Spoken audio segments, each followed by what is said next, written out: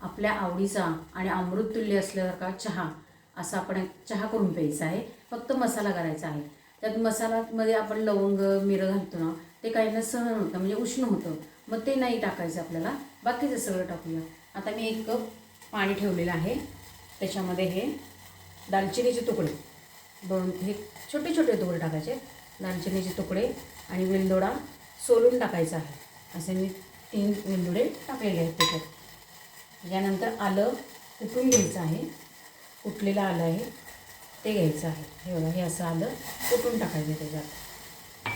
आता हे गॅस कमी ठेवून त्याच्यामध्ये चहाचं पाणी, हे चहा करणार आहे आपण ना. मग 1 चमचा चहाची पावडर आणि 2 चमचे साखर.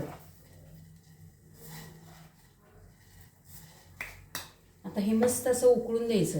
त्याचा जो अर्क येतो ना, ह्याने पण सर्दी ताप जातो.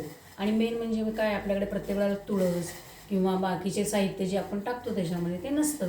म्हणून हे अशा पद्धतीने आलं घालून आणि दालचिनी घातलं ना, वेलदोडा घातला तरीसुद्धा सर्दी जाते आणि फ्रेशपणा वाटतो. आणि मग मेन म्हणजे काय असतं की त्याच्यामधनं उष्णता होत नाही आणि पित्त होत नाही. ॲसिडिटीचा त्रास असला ना तो होणार नाही आहे. अशा पद्धतीने चहा करा. त्यामुळं काय होतं की उष्णता होणार नाही.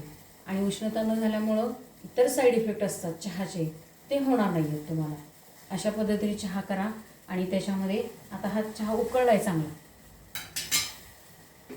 आता आपण ह्याच्यामध्ये दूध घालतो. मला लागेल एवढं असं दूध ओतून घ्यायचं आहे.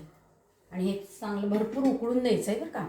उकळल्याशिवाय प्यायचं नाही आहे. दालचिनी ह्याच्यात आपण दालचिनी टाकली ना, त्याने शुगर कमी होते, कारण त्याचा गोडवा थोडासा उतरतो. साखर कमी टाकायची. आणि मेन म्हणजे काय असतं की वेलदोड्याने सुद्धा थंडावा येतो शरीरामध्ये, त्याने उष्णता वाढणार नाही. आणि जेव्हा आपला असा मस्तपैकी चहा उकळून झालेला, आल्याने सर्दी जाते किंवा सुंठ टाकली तरी चालते, पण आलं ओलं टाकल्याने काय होतं, त्यांनी छान उष्णता येते, तयार होते शरीरामध्ये आणि थंडीचा त्याचा चांगला इफेक्ट होतो. आता मी ह्या दाखवते तुम्हाला.